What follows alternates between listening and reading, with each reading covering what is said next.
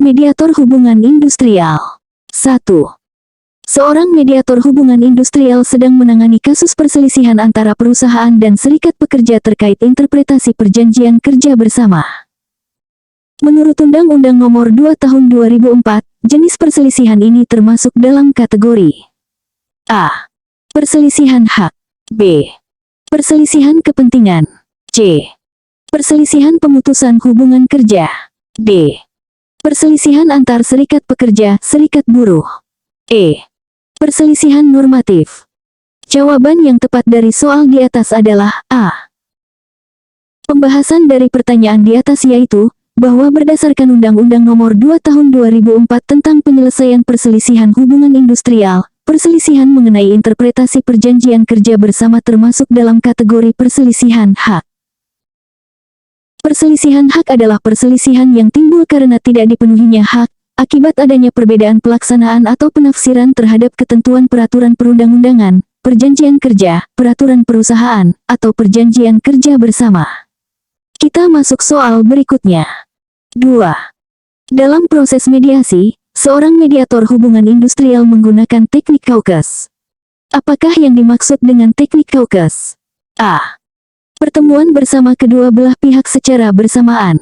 B. Pertemuan terpisah dengan masing-masing pihak. C.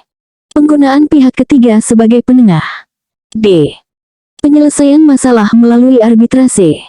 E. Pengambilan keputusan sepihak oleh mediator. Jawaban yang tepat dari soal di atas adalah B. Pembahasan dari pertanyaan di atas yaitu bahwa teknik Caucus dalam mediasi adalah metode di mana mediator mengadakan pertemuan terpisah dengan masing-masing pihak yang berselisih. Tujuannya adalah untuk memungkinkan pihak-pihak berbicara lebih terbuka tentang posisi dan kepentingan mereka tanpa kehadiran pihak lawan, sehingga mediator dapat memahami lebih dalam tentang inti permasalahan dan mencari solusi yang dapat diterima kedua belah pihak. Kita masuk soal berikutnya. 3. Mediator hubungan industrial menerima laporan perselisihan antara PT XYZ dengan serikat pekerjanya. Berdasarkan Permenaker Nomor 17 Tahun 2014, berapa lama batas waktu mediator harus sudah mengadakan penelitian tentang duduknya perkara dan segera mengadakan sidang mediasi? A. 3 hari kerja. B. 5 hari kerja. C. 7 hari kerja. D. 10 hari kerja. E.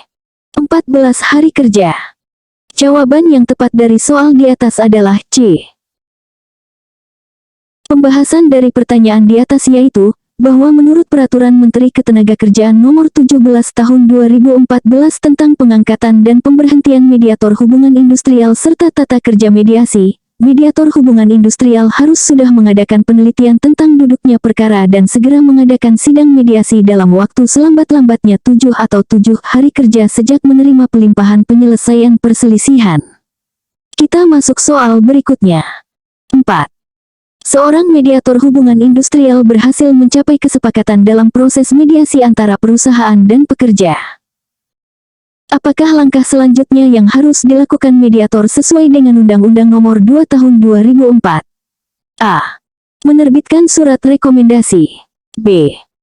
Membuat perjanjian bersama dan mendaftarkannya ke Pengadilan Hubungan Industrial. C. Menyerahkan kasus ke arbitrase. D. Mengajukan gugatan ke Pengadilan Hubungan Industrial. E. Melaporkan hasil mediasi ke Kementerian Ketenagakerjaan.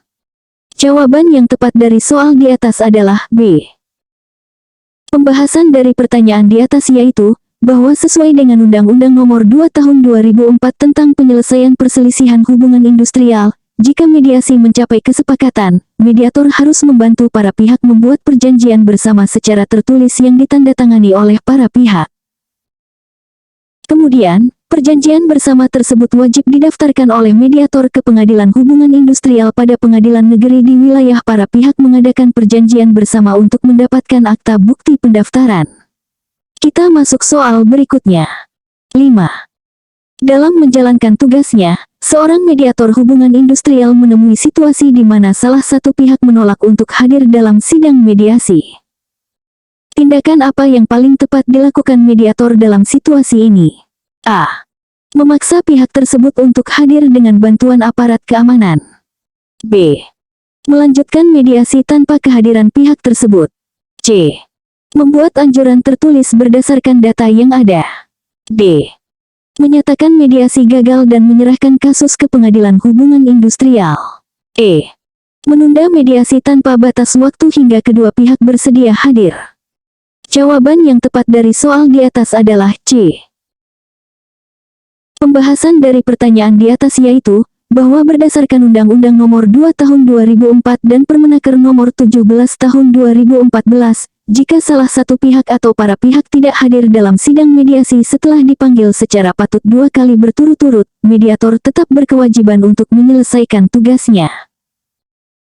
Dalam hal ini, mediator harus membuat anjuran tertulis berdasarkan data-data yang tersedia dan hasil penelitian yang telah dilakukan, meskipun salah satu pihak tidak hadir. Kita masuk soal berikutnya. 6. Mediator hubungan industrial sedang menangani kasus perselisihan pemutusan hubungan kerja atau PHK massal di sebuah perusahaan manufaktur. Dalam proses mediasi, perusahaan mengklaim bahwa PHK dilakukan karena efisiensi. Menurut Undang-Undang Cipta Kerja atau UU Nomor 11 Tahun 2020, apa yang harus dipertimbangkan oleh mediator dalam menilai keabsahan PHK karena efisiensi? A. Hanya melihat kondisi keuangan perusahaan. B. Memastikan perusahaan tutup permanen. C. Memeriksa apakah perusahaan mengalami kerugian selama 2 tahun berturut-turut. D. Menilai apakah PHK dilakukan untuk mencegah kerugian dan telah melalui langkah-langkah pencegahan. E. Hanya mempertimbangkan masa kerja karyawan yang di PHK. Jawaban yang tepat dari soal di atas adalah D. Pembahasan dari pertanyaan di atas yaitu, bahwa berdasarkan Undang-Undang Nomor 11 Tahun 2020 atau UU Cipta Kerja, PHK karena efisiensi harus memenuhi kriteria bahwa PHK tersebut dilakukan untuk mencegah terjadinya kerugian.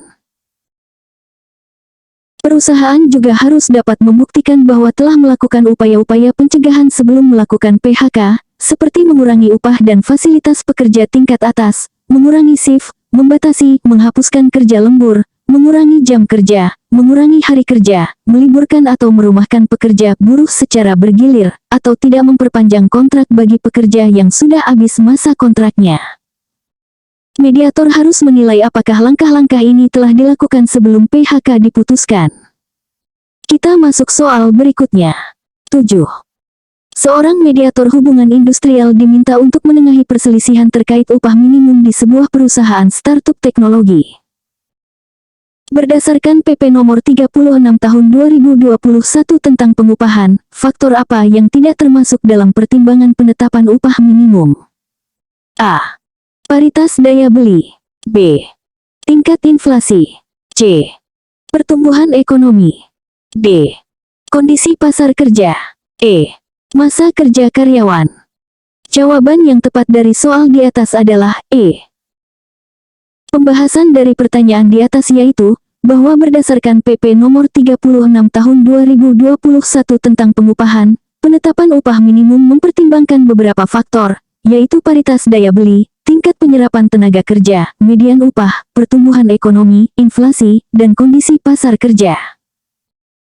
Masa kerja karyawan tidak termasuk dalam faktor-faktor yang dipertimbangkan dalam penetapan upah minimum, karena upah minimum berlaku sama untuk semua pekerja tanpa memandang masa kerja.